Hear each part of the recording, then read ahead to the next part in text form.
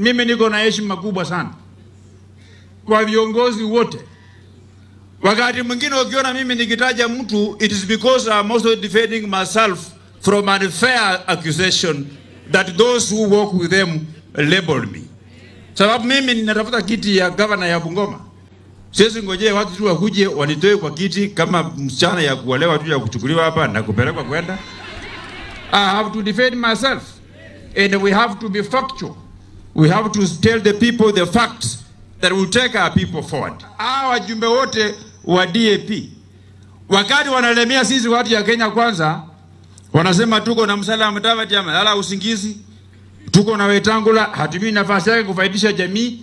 Mimi nikiwakumbusha tu kwamba hata nyinyi, huyu Eugene Wamalwa ambaye ni party leader wenu alikuwa waziri wa maji, waziri ya justice, waziri ya majeshi, na hakuna kitu alifanya Bungoma. That is not abusing him. I'm just saying the truth.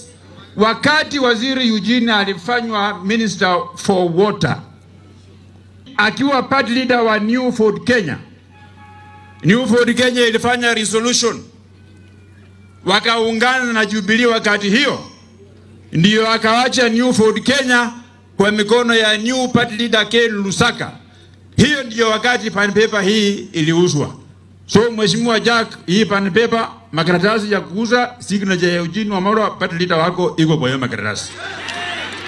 We have to say things the way they are.